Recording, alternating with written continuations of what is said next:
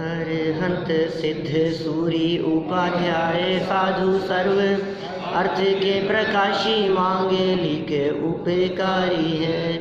तिनको स्वरूप जाने रागते भई जो भक्ति काय को नवाई स्तुति को उचारी है।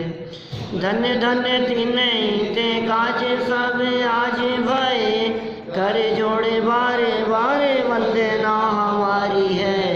मंगल कल्याण सुख ऐसो हम चाहते हैं, हो मेरी ऐसी दशा जैसी तुम धारी है।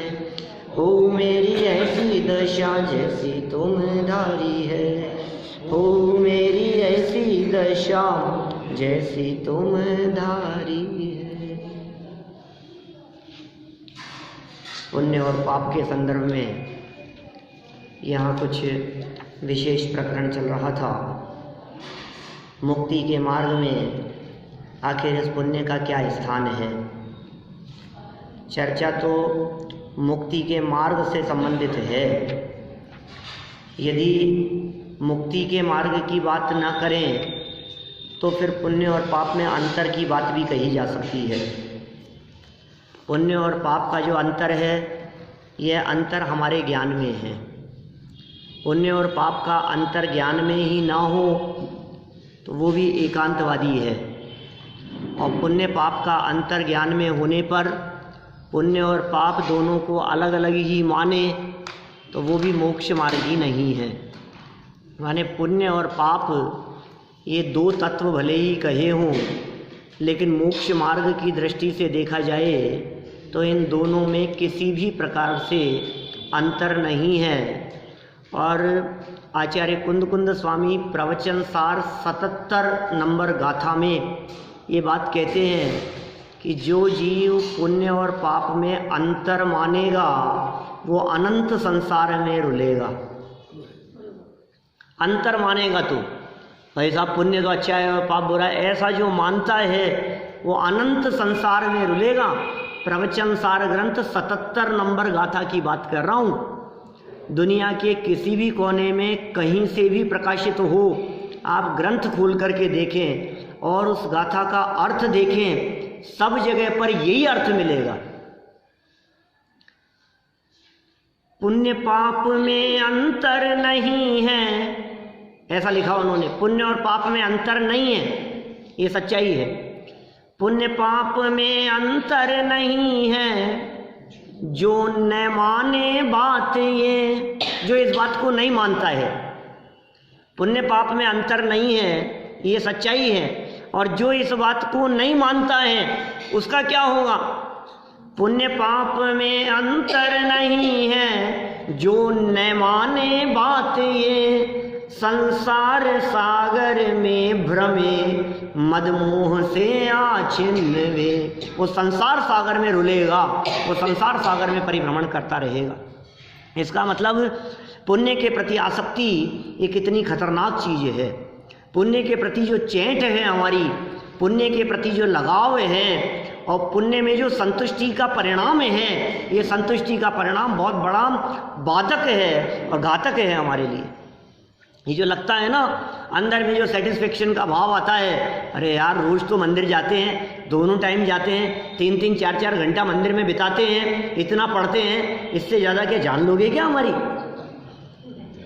क्या और कितना करें, इतना तो करते हैं, और क्या चाहते हो आप? इससे ज़्यादा क्या करें हम, बहुत हो गया। तो ये जो तुम्हारे को लगता है कि हम जो करते हैं ये बहुत करते हैं, ये अटकने की स्थान है। क्योंकि जिस व्यक्ति के दिमाग में ये बात आ गई कि मैं बहुत पढ़ता हूँ, बहुत करता हूँ साहब इससे, तो इसका मतलब वो उससे आगे नहीं बढ़ पाएगा।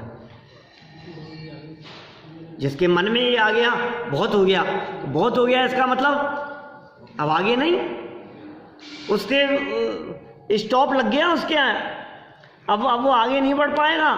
जो व्यक्ति आगे बढ़ना चाहते हैं उन व्यक्ति के जवान से तो ये निकलता है, अरे अरे नहीं अभी तो बहुत बाकी है। कोई व्यक्ति थोड़ा सा स्वाध्याय करता हो घंटा 2 घंटा, अब आपने उससे कहा कि यार आप तो बहुत स्वाध्याय करते हो, अब यदि वो ये कहे कि हाँ यार बहुत करता हूँ, मुझे भी लगता है, तो इसका मतलब वो इससे ज़्यादा नहीं कर पाएगा। आप तो बहुत ज्ञानी हो गए यार, दिपेश जी बहुत ज्ञान हो गया आपको। आपको हाँ हो गया। अब यदि हाँ हो गया ऐसा यदि कहें तो इसका मतलब वहाँ स्टॉप हो जाएगा। और यदि जवान से ये निकल रहा है कि नहीं नहीं यार अभी तो पढ़ाई क्या है, अभी तो हमें नॉलेज ही क्या है, एक से एक दिग्गज लोग बैठे हैं, एक से एक ज्ञानी हैं दुनिया में, हम हैं कहाँ। तो इसका मतलब उसका रास्ता खुला हुआ है आगे बढ़ने का। ये पुण्य अटकने का स्थान है, ये पुण्य में जीव अटक जाता है। ये पुण्य को हेय ना समझ पाने के कारण ये जीव धर्म नहीं कर पाता है, इस जीव के कदम आगे की तरफ नहीं बढ़ पाते हैं, ये राग में अटक करके रह जाता है, वितराग भाव नहीं कर पाता है। ये प्रॉब्लम है, ये कितनी बड़ी समस्या है। ये पॉइंट समझ में आ रहा है मैं क्या कहना चाह रहा हूँ? मैं ये कह रहा हूँ बहुत से लोग पाप में संतुष्ट हैं। पाप में संतुष्ट मतलब बिजनेस करके घर बार महल मकान जमीन जायदाद, अरे यार अपन तो उन्हें को क्या करना है, मस्त है अपन तो जो उसमें मस्त हैं वे पाप में ही मस्त हैं, वे पुण्य से भी दूर हैं। और बहुत से लोग उस पाप से तो संतुष्ट नहीं हैं, उससे बच कर के तो इस रास्ते पर आए, लेकिन इस रास्ते में संतुष्ट होकर आगे वीतराग भाव तक नहीं पहुंच सके, वे भी मार्ग में ही हैं। हम आपसे पूछ रहे हैं हमें सांगानेर जाना है, हम यहाँ से बाहर निकले और जौहरी बाजार तक पहुँचे, और एक व्यक्ति यहाँ से निकलकर जवार सर्किल तक पहुँच गया, तो बताओ दोनों ही रास्ते में है या नहीं? रास्ते में तो दोनों ही है। हाँ, रास्ते में तो दोनों ही हैं। और जो व्यक्ति रास्ते में होते हुए भी ये समझ ले वे अरे बहुत चल लिए यार, और के चले ही जाएंगे क्या, तो मंजिल नहीं पहुंच पाएगा। मंजिल पर पहुंचने के पहले संतुष्टि का भाव ये घातक हुआ करता है, ये बाधक हुआ करता है। और पुण्य में अटकने के स्थान इसलिए बहुत ज़्यादा हैं क्योंकि स्वयं को भी उसमें संतुष्टि लगती है और आसपास वाले लोग भी हमें धर्मात्मा कहने लगते हैं। ये कैसे उसे छोड़ करके आगे बढ़े? लोग यही कह रहे हैं अरे आप बहुत अच्छा बहुत अच्छा, तो लोग भी अच्छा कह रहे हैं, अपने को भी अच्छा लग रहा है, इसलिए छूटना बहुत कठिन है। देखिए कुछ बातें अपन ने यहाँ पढ़ी थी, बनारसी दास जी ने दोनों को अंधकूप कह करके पुकारा। अमृतचंद्र आचार्य और उनके भावानुवाद करते हुए बनारसी दास जी ने भी इन्हें चांडालिनी के पुत्र कह करके पुकारा। दोनों ही वेदनीय कर्म की संतान हैं, दोनों ही कर्म बंधन के कारण हैं, दोनों में दौड़ धूप है, दोनों में आकुलता है, दोनों में परिणामों में विचलितपना है, संक्लेशपना है। पाप में संक्लेशपना ज़्यादा है, पुण्य में संक्लेशपना कम है। पाप में आकुलता तीव्र दिखाई देती है, पुण्य भाव में आकुलता कुछ मंद होती है, लेकिन आकुलता तो निरंतर बनी ही रहती है। थोड़ा सा टाइम ज़्यादा हो जाए तो हम भागते रहते हैं यहाँ आने के लिए, मंदिर आने के लिए। हमें घड़ी दिखती रहती है, एक एक कदम पर सामने कोई गाड़ी आ गई तो हमें ऐसे लगता है कि ये क्यों आ गई। रेड लाइट आ जाए तो हमें ऐसा मन करता है कि ये क्यों रुकना पड़ गया हमारे को यहाँ। मैंने हर कदम कदम पर तो ये जो चित्त में होने वाली आकुलता है, ये आकुलता किस बात की आकुलता है? और दूसरे प्रकार से यदि मैं बात करूं तो यहाँ स्वाध्याय में बैठे बैठे भी जो आकुलता का परिणाम है, यार ये आगे तो बढ़ते ही नहीं है, एक लाइन पढ़ी नहीं, तो ये जो आकुलता हो रही है हो जाती है, तो ये भी आकुलता ही है ना आखिर। शुभ भाव की आकुलता, आगे पढ़ने की आकुलता, आगे बढ़ने की आकुलता, मैं करूं मैं पढ़ूं, ये भी सीख लूं, ये भी समझ लूं, ये भी जान लूं, ये भी तो आकुलता है। ये पुण्य संबंधी आकुलता है, शुभ क्रियाओं संबंधी आकुलता है। लेकिन बनारसी दास जी कह रहे हैं दोहू माई दौड़े धूप, दोहू कर्म बंध रूप, याते ज्ञान बंत नहीं को अभिला क्यों है। दोहू माई, दोनों में कौन कौन से दोनों? आपने और आपने, पुण्य और पाप में दोहू माई दौड़े धूप। बिल्कुल, मैंने एक दिन कही थी, यदि 5-7 दिन पुरानी बात हो गई, पुण्य पाप के संदर्भ में ही। पिक्चर देखने के लिए जाता है तो टाइम की जैसी आकुलता दिखती है, वो पाप की आकुलता है। और मंदिर प्रवचन छूट न जाए इसलिए दौड़ता आता है, ये भी तो आकुलता है। दोनों में ही समय संबंधी आकुलता। तो मैंने ऐसा कहा था कि यहाँ भागते दौड़ते हुए उसी तरह से आते हैं जैसे पिक्चर देखने के लिए भागते दौड़ते हुए पहुँचते, छूट नहीं जाए। तो दोनों में आकुलता है, दोनों में दौड़ धूप है। और बनारसी दास जी ने आगे छंद में तो कह दिया, दोहूं अंधकूप, दोहूं माह अंधकूप, दोहूं कर्म बंध रूप। कल पढ़ी थी ये लाइनें। दोहूं माह अंधकूप, दोहूं कर्म बंध रूप, दोहूं को विनाश मोक्ष मार्ग में देखिए। दोनों का विनाश मोक्ष मार्ग में देखा गया है। तो फिर क्या 6 आवश्यक और 11 प्रतिमाओं के बारे में विचार नहीं? 6 आवश्यक और 11 प्रतिमाएं जब तक चलती रहेगी तब तक मुक्ति नहीं है। सिद्ध परमात्माओं के 6 आवश्यक नहीं होते। और आचार्य कुंद स्वामी नियम सार में तो कहते हैं एक ही आवश्यक है, परम आवश्यक। क्यों चैप्टर में शामिल किया? वो इसलिए शामिल किया कि वो परम आवश्यक नहीं हो तब तक आवश्यकों में समय बिताओ, अनावश्यकों में तो बिल्कुल नहीं। इसलिए कहिए बात, रास्ता है। देखो टोडरमल जी ने बहुत सुंदर इस तरह के उदाहरण दिए मोक्ष मार्ग प्रकाशक में। भाव बनेगा तो फिर पढ़ेंगे। उसमें उन्होंने कहा कि ये पुलिस वाले ने आपको रोक लिया या किसी जगह पर आपका नुकसान हो रहा है, 1 करोड़ का नुकसान हो रहा है। तो 1 करोड़ का नुकसान हो रहा है, आपको नुकसान होगा ही होगा, भुगतना ही पड़ेगा। तो और आपको भी लग रहा है कि यार नुकसान तो होगा, फिर आप क्या सोचते हो? यार जितना बच जाए, जितना बच जाए उतना बचा लो। माने जितना पकड़ में आ जाए उतना ठीक है। अच्छा, आपने बहुत कोशिश की, बहुत प्रयत्न किया और 1 करोड़ के नुकसान से घटा करके 2 लाख का नुकसान हुआ मात्र। तो आप क्या कहते हो? आप कैसा फील करते हो? बहुत अच्छा भाई साहब, बहुत अच्छा। तो बहुत अच्छा। अब हम ये कह रहे हैं, ये जो बहुत अच्छा कहा है, ये 2 लाख के नुकसान को अच्छा कहा है कि 98 लाख बचा लिए उसको अच्छा कहा है? नुकसान को थोड़ी ना अच्छा कहेंगे। अज्ञानी जीव ये समझता है कि 2 लाख गए वो अच्छा है। ये अज्ञानी की दृष्टि 2 लाख जाने पर है और ज्ञानी की दृष्टि वो बचाने पर है कि चलो इतना तो बचाया।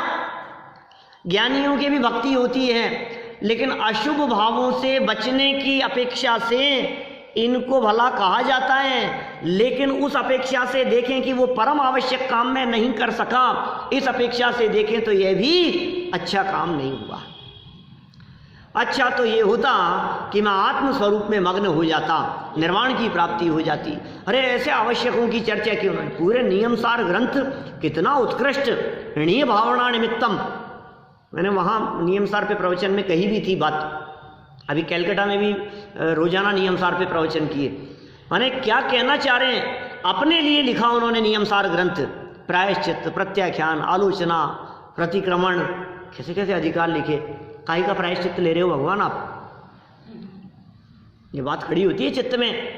आचार्य कुंद स्वामी प्रायश्चित ले रहे हैं। तो हमने किसी व्यक्ति के बारे में सुना, हमने कहा दिपेश जी हमें अजय भैया को प्रायश्चित दे रहे हैं। तो आपके मन में आ गया यार क्या गलती कर दी, काहे का प्रायश्चित मांग रहे हैं? ये होता है ना, मन में आती है ये बात। बिल्कुल कितना प्रैक्टिकल है। हमने कहा भैया प्रायश्चित लेना पड़ेगा। तो प्रायश्चित लेना पड़ेगा मतलब लाइनों के बीच में यदि हम देखेंगे तो क्या दिख रहा है हमारे को?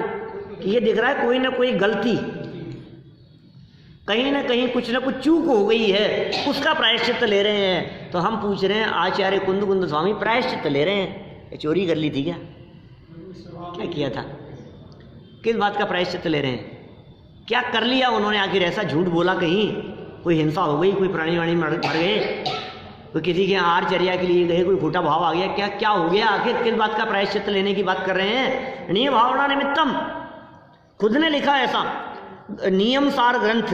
नियमसार ग्रंथ की गाथा नंबर 187, 187 नंबर गाथा, ग्रंथ की अंतिम गाथा है। और वो अंतिम गाथा में कह रहे हैं कि ये जो ग्रंथ लिखा है ये मैंने अपने आप के लिए लिखा है, श्रोताओं के लिए नहीं, पढ़ने वालों के लिए नहीं, पाठकों के लिए नहीं। वो पढ़ें तो ठीक है, जिसको जो पढ़ना हो, लेकिन मैंने मेरे लिए लिखा है। तो क्या क्या लिखा उसमें? प्रायश्चित।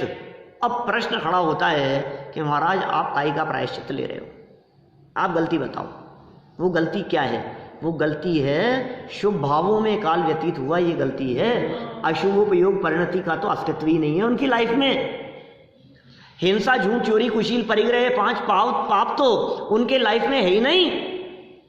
आचार्य कुंद स्वामी के लाइफ में हिंसा नहीं है, झूठ नहीं है, चोरी नहीं है, कुशील नहीं है, परिग्रह नहीं है, अहिंसा महाव्रत, सत्य महाव्रत, अचौर्य महाव्रत, ब्रह्मचर्य महाव्रत, अपरिग्रह महाव्रत, ये महाव्रत ही है ना। तो 5 पाप तो है ही नहीं, तो फिर किस बात का प्रायश्चित यदि पाप नहीं किया तो? अरे ये पाप जैसा पुण्य, पुण्य जैसा पाप, ये पुण्य कौन सा दूध का धुला है? ये भी तो अटकाता है हमारे को। कहाँ से अटका रहा है ये पुण्य? ये जो लिखने का भाव आ रहा है, ये जो समझाने का भाव आ रहा है, ये जो पढ़ने पढ़ाने का भाव आ रहा है, ये जो ग्रंथ लिखे हैं मैंने, ये जो 6 आवश्यकों के पालन का भाव आ रहा है, ये जो 28 मूल गुणों के पालन का भाव आ रहा है, 4 हाथ जमीन देख करके चलने का भाव आ रहा है, उठने बैठने गमन करने आहार आदि का जो भाव आ रहा है, बोले ये सब उचित नहीं है। मैं प्रायश्चित लेता हूँ क्योंकि मैंने प्रतिज्ञा तो ये ली थी कि मैं मुनि बनकर के अपने स्वरूप में लीन होऊंगा। ये कर रहा हूँ, क्या करूँ? स्थिर नहीं रह पाता हूँ, ये काम करता हूँ। अब क्या करना है? अपने स्वरूप में स्थिर हो जाओ। दोहू माई दौड़े धूप, दोहू कर्म बंद रूप, याते ज्ञाने बनते नहीं को अभिला क्यों है। दोहू महा अंधकूप, दोहू कर्म बंद रूप। 19 नंबर 3री लाइन।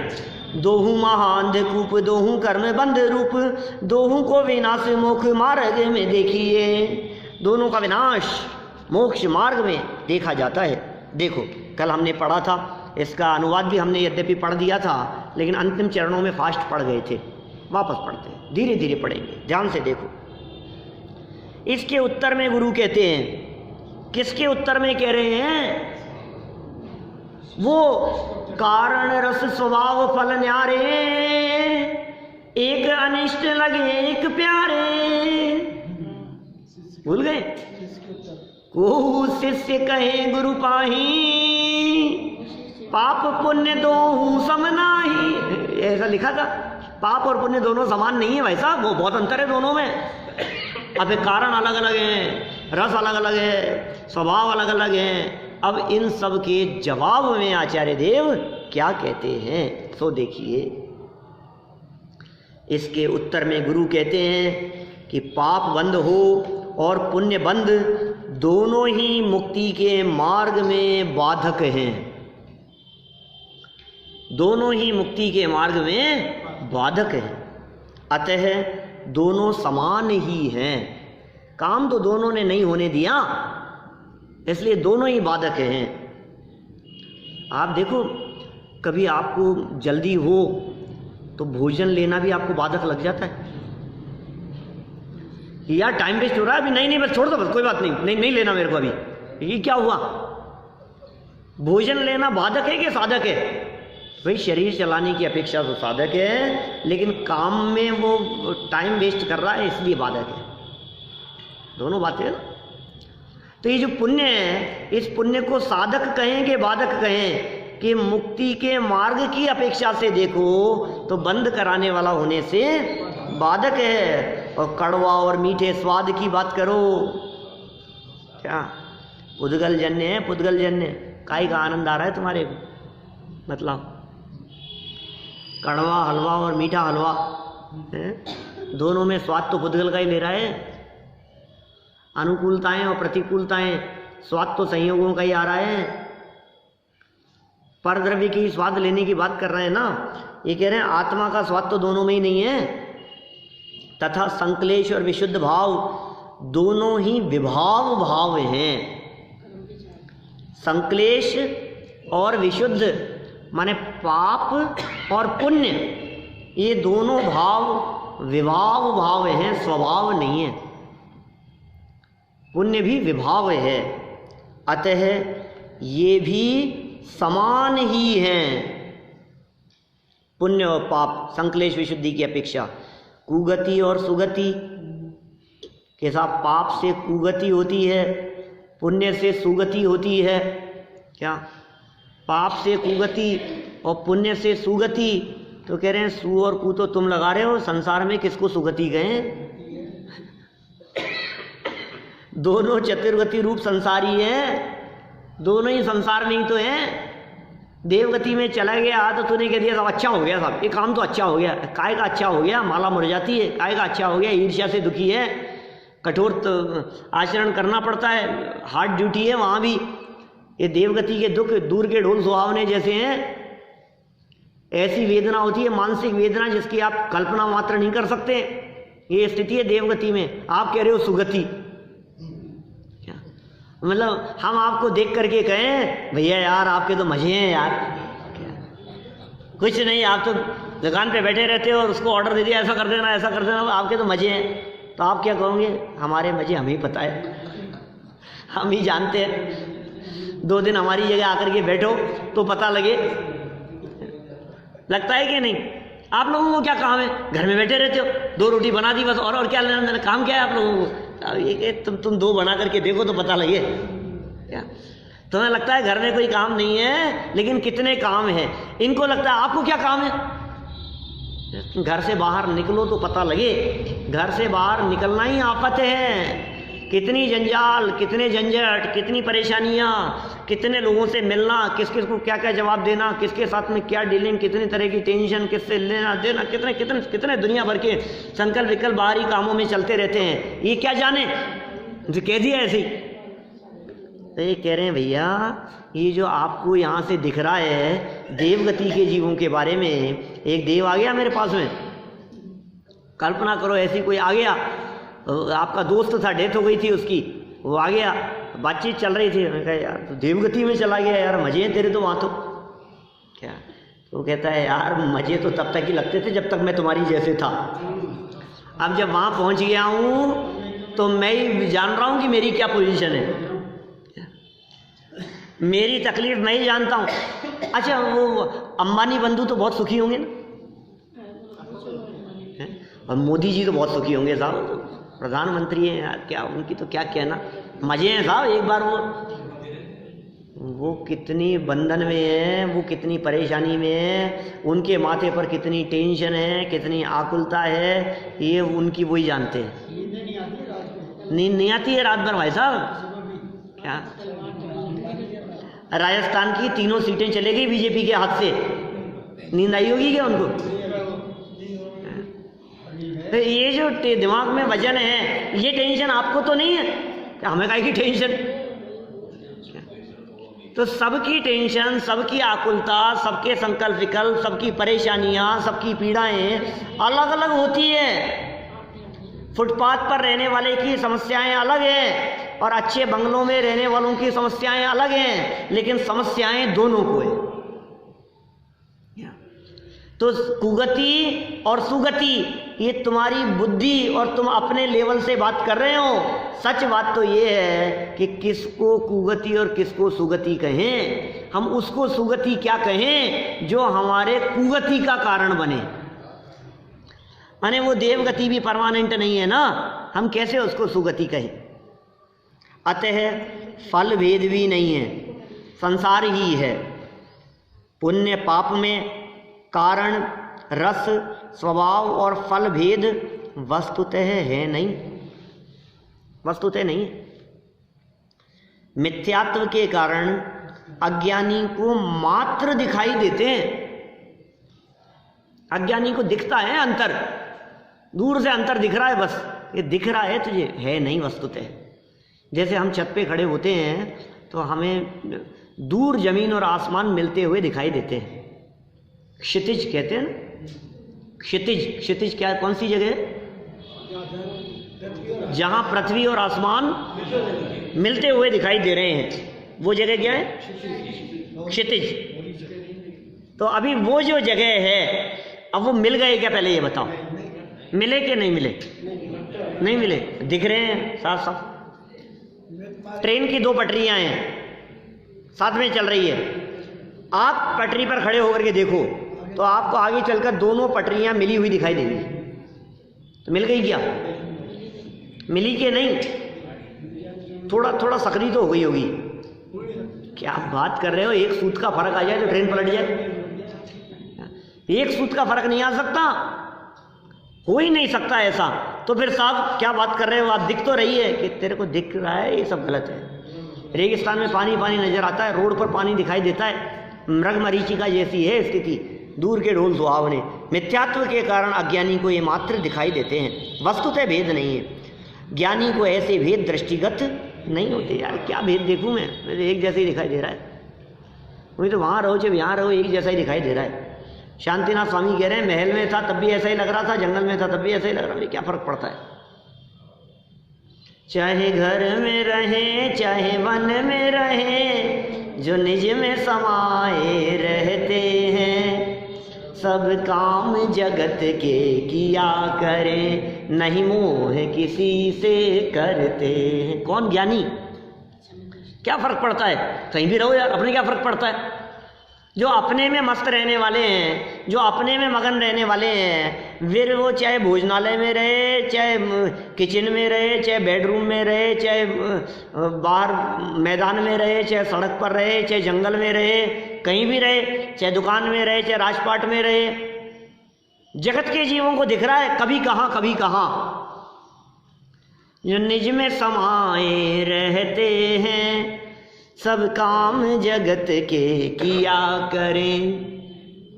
कैसी कैसी स्थिति है ज्ञानियों की। देखो आप, पुण्य और पाप दोनों ही कैसे हैं? अंधकूप। कूप माने कुआ, अंधेरे कुएं के समान है।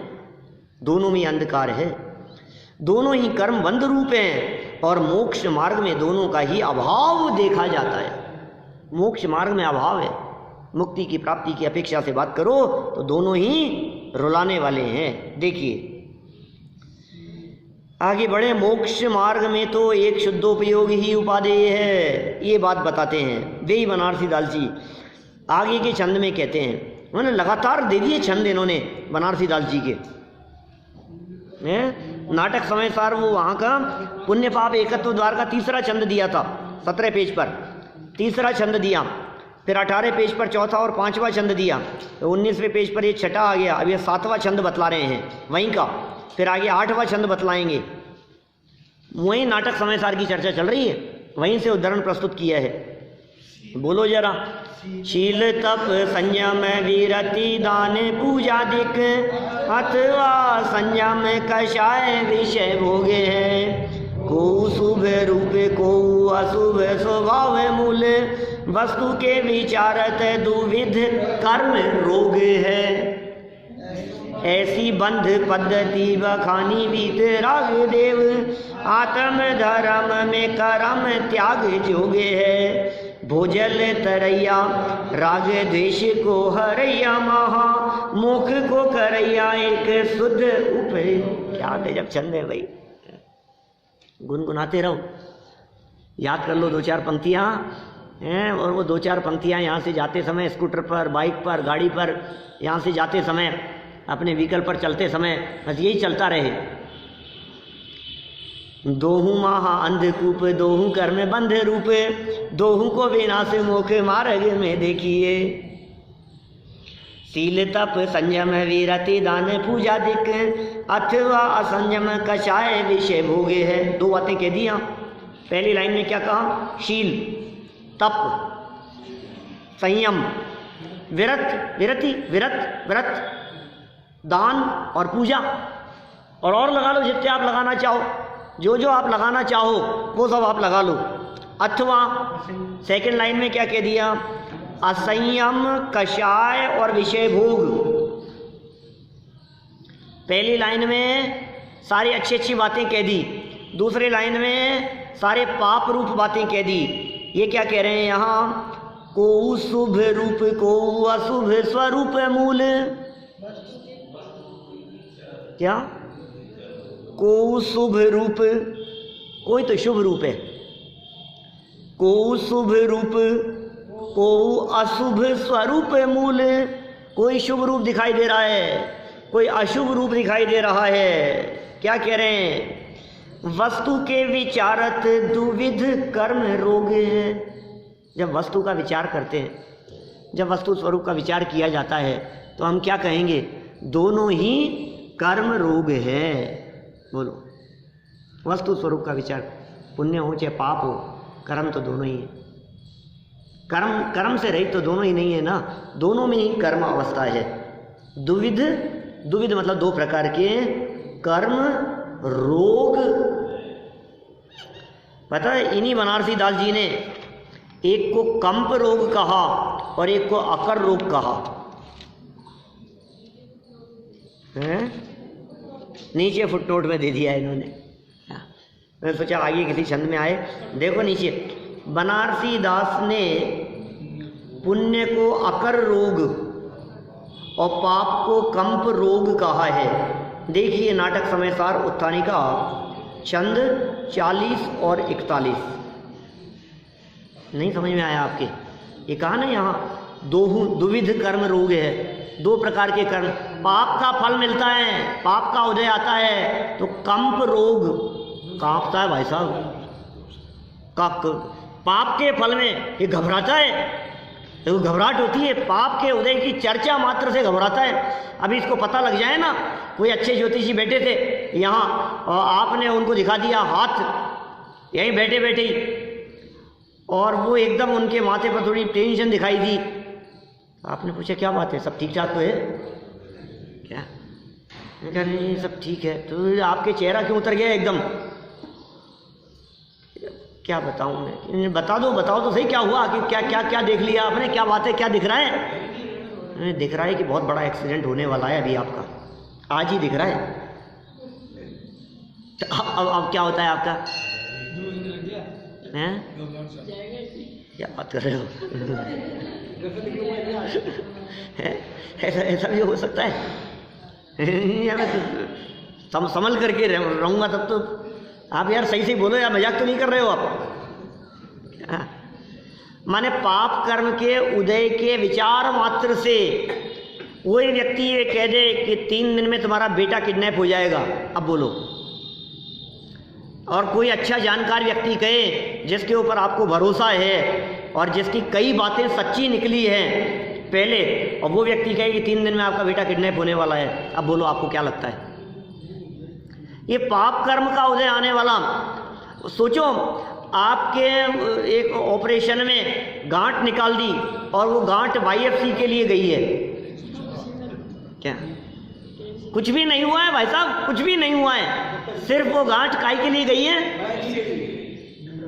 अब इसका तो भाई साहब पता नहीं क्या होगा, पता नहीं क्या होगा। अरे कौन सा कैंसर निकल, लेकिन नहीं ऐसे वो चर्चा सुन करके ही वो डॉक्टर ने यदि कोई टेस्ट लिख दिया और वो टेस्ट कैंसर से रिलेटेड है तो वो सुनते ही इसको ऐसा लगता है आखिर ये घबराहट। तो पाप को कैसे रोग कह करके पुकारा है? बोले कंप रोग है। और पुण्य भी एक रोग है, उसमें कांपता तो नहीं है लेकिन अकर रोग है। पुण्य का उदय आता है तो इसको अकड़ हो जाती है या अकड़ जाता है, इसमें पोलाइटनेस नहीं रहती, पुण्य के उदय में विनम्रता नहीं रहती, ये बिल्कुल ऐसा अकड़ गया और ऐसा चलता है जैसे मैं चौड़ा बाजार सकड़ा, क्या मेरे जैसा कोई है ही नहीं। अरे बड़े बड़े काम किए हैं अपन ने, ये क्या है? इतने बड़े बड़े कार्यक्रम, इतने बड़े बड़े अनुष्ठान आयोजन करवा दिए अपन ने, ये तो छोटी सी चीज़ है, इसमें क्या है? ये काय में अकड़ रहा है भैया? तो पुण्य में अटक रहा है। यश प्रतिष्ठा मान सम्मान, देखो आप किसी व्यक्ति को थोड़ा सा 2-4 मालाएं गले में पड़ जाएं तो ऐसा समझने लगता है कि मेरे जैसा कोई है ही नहीं।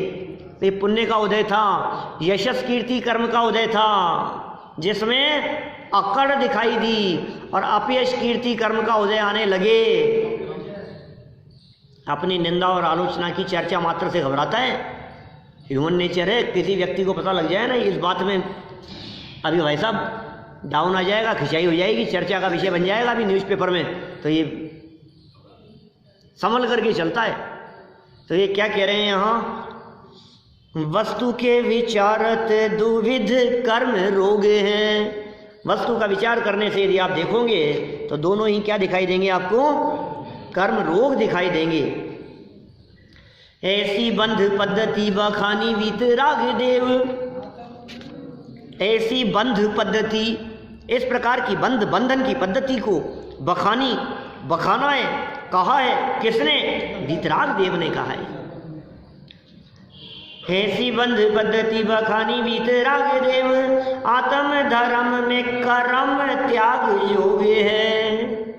आत्मा के धर्म की चर्चा चल रही है, वीतराग धर्म की चर्चा चल रही है, असली धर्म का स्वरूप बताना चाह रहे हैं। उसमें तो कर्म करना नहीं, कर्म का त्याग करना योग है, योग्य है। योग है माने योग्य है, कर्म त्याग योग है। सब कर्मों का त्याग वो योग है।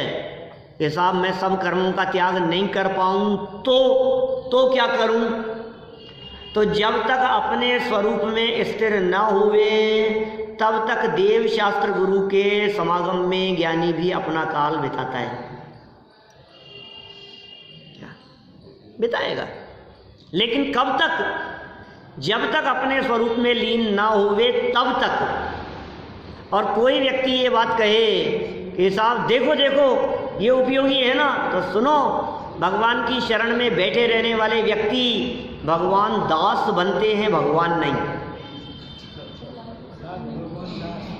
क्या दास बनते हैं?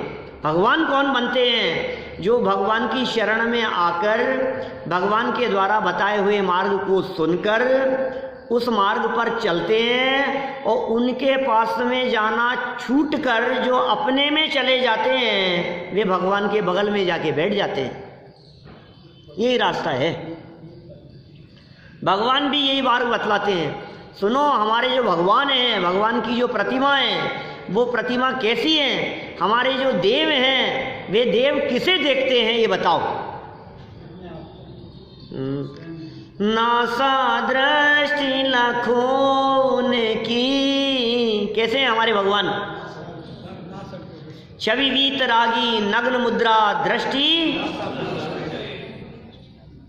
नासाग्र दृष्टि है हमारे भगवान की। वीतरागी है, नग्न मुद्राएं, दृष्टि नासा पे धरे। ये नाक पे दृष्टि काय को रखते हैं वो? क्या आंखें बंद करना ये प्रमाद का प्रतीक है, ये आलस्य का प्रतीक है, ये सो जाने का प्रतीक है। और आंखें खुली होना ये पर को देखने का प्रतीक है। न तो पर को देखते हैं, आंखें खुली है तो पर दिखेगा और बंद है तो प्रमाद होगा। न खुली है न बंद है। हमारे परमात्मा अपनी नाक माने अपने आप को देखते हैं। तो जब हमारे देवी अपने आप को देखते हैं तो हम उनको क्यों देखें? हम भी अपने आप को देखें। वो शिक्षा क्या दे रहे हैं? उनकी वीतरागी प्रतिमाएं क्या शिक्षा दे रही है? देखो अपने आप को, यही धर्म है। वत्तु स्वभाव धम्मो, ये कैसा धर्म है हमारा?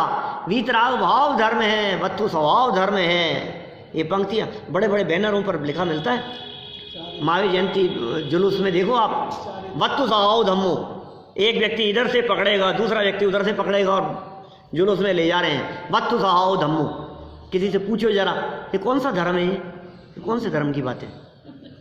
ये वत्तु स्वभाव धम्मो, ये क्या धर्म है? ये जैन धर्म की परिभाषा है ना ये धर्म की। ये कौन सा धर्म है? ये सब पता नहीं, लेकिन ये लाइन तो याद है हमारे को।